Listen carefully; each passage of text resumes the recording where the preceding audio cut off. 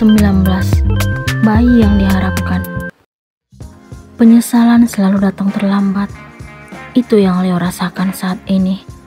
Ia takut dengan ancaman wanita masa lalunya, hingga tega mengorbankan istri yang telah menyerahkan segalanya untuknya. Sekarang Leo baru menyadari kalau selama ini ia lebih mementingkan perasaan Laura daripada Rania.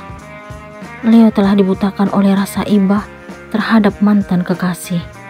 Ia tidak memikirkan seperti apa perasaan istrinya karena harus jauh darinya, apalagi dalam keadaan berbadan dua. Leo merasa sakit dan terluka ketika melihat wanita yang ia cintai kini tidak berdaya. Sekarang, mobil yang membuat Rania terluka akhirnya tiba di rumah sakit terdekat dari kejadian nahas itu. Setelah Leo menggendong Rania turun dari mobil, beberapa perawat pun membawa berangkar untuk Rania. Mereka segera membawa wanita itu ke ruang IGD. Dokter akhirnya memeriksa keadaan Rania.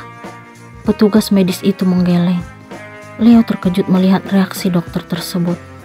Tidak menunggu lama, Rania disarankan agar segera menjalani operasi. Leo pun memberikan persetujuan. Ia berharap agar istri dan anaknya dapat diselamatkan. Leo mondar-mandir di depan ruang operasi. Hatinya sangat cemas memikirkan dua orang yang ia sayangi saat ini sedang berjuang. Ia tidak mengingat kalau dirinya belum menghubungi keluarga, baik itu orang tua maupun mertuanya. Satu hal yang ada dalam pikiran Leo saat ini, keselamatan istri dan calon bayinya. Ia tidak mampu membendung air mata mengingat dirinya yang telah meninggalkan Rania selama 3 bulan. Ia lebih fokus memikirkan keselamatan Laura daripada wanita yang mengandung anaknya. Permisi Pak, saya minta maaf karena tidak dapat menyelamatkan bayi dalam kandungan istri Anda. Jantung Leo seakan berhenti berdetak setelah mendengarkan kenyataan pahit itu dari dokter yang menangani Rania dalam bahasa Thai. Harapan Leo untuk menjadi seorang ayah kini telah sirna. Laki-laki tersebut telah kehilangan kesempatan itu karena kesalahan yang ia ciptakan sendiri. Selama 3 bulan ini, ia tidak mengetahui betapa hancurnya hati Rania karena tidak dipedulikan oleh suaminya. Leo menangisi apa yang terjadi saat ini. Anak yang tidak berdosa dan belum sempat melihat dunia, akhirnya menjadi korban keegoisan orang tuanya. Leo berpikir, seandainya ia mengabaikan perasaan dan ancaman Laura, mungkin semua akan baik-baik saja. Maafin Papa sayang, Papa orang tua yang sangat kejam. Papa tidak mampu menjaga kamu. Air mata Leo kini menganak sungai hingga sulit untuk dibendung. Dokter yang menangani Rania berusaha menenangkan Leo. Ia meminta agar laki-laki itu tabah dan segera menyiapkan tempat peristirahatan terakhir untuk bayinya. Petugas medis itu juga mengatakan bahwa kesempatan Rania untuk kembali hamil sangat tipis. Leo makin terpukul mendengar penjelasan dokter tersebut. Setelah dokter itu memberitahukan apa yang seharusnya Leo ketahui, ia pun berpamitan. Namun sebelum ia beranjak, dirinya meminta Leo agar segera menemui Rania di ruang rawat inap. Dokter tersebut juga berpesan agar laki-laki itu menghibur Rania setelah siuman nanti. Tiba-tiba Leo mengingat Pak Zainal dan Bu Umay. Ia pun segera meraih ponsel dari saku kemejanya, lalu menghubungi sang ayah. Sebenarnya, Leo sangat berat untuk mengatakan kejadian ini, karena ia belum mampu menerima kenyataan kalau saat ini ia telah kehilangan buah cintanya bersama Rania. Halo, terdengar suara Pak Zainal dari seberang telepon. Papi, Leo tidak kuasa untuk tidak menangis. Kamu kenapa nangis? Pak Zainal heran dan terkejut mendengar isakan Leo. Nia, Pi. Nia kenapa? Nia kecelakaan. Apa? Pak Zainal sangat terkejut. Leo pun akhirnya menceritakan tentang kecelakaan nahas yang menimpa Rania di Thailand. Pak Zainal sangat terkejut mendengar pengakuan anaknya tersebut. Laki-laki parubaya itu bingung harus bagaimana menyampaikan berita itu kepada orang tua Rania. Leo merasa tidak berguna karena menganggap dirinya tidak mampu menjaga orang yang ia cintai. Ia merasa telah melakukan kesalahan besar Keegoisan dan ketidakjujurannya menyebabkan Rania kini harus berada di rumah sakit. Setelah 3 hari di rumah sakit, Leo akhirnya membawa Rania pulang ke rumah kakek dan neneknya. Sejak siuman, Rania tidak ingin berbicara dengan Leo. Ia menganggap laki-laki itu tidak ada.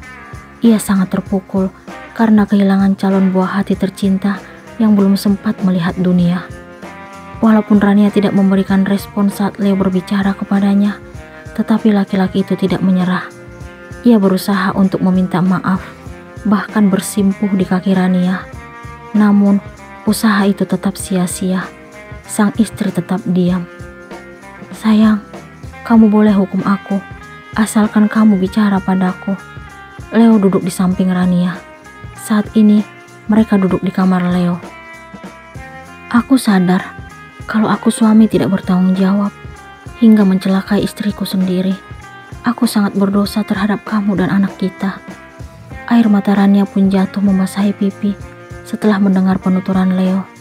Wanita itu sudah terlanjur sakit dengan apa yang dilakukan oleh suaminya. Ia pun merasa kalau hubungan yang terjalin antara dirinya dan Leo tidak ingin dipertahankan lagi. "Lepasin aku." Akhirnya, Rania pun membuka suara. "Lepasin? Maksud kamu apa, sayang?"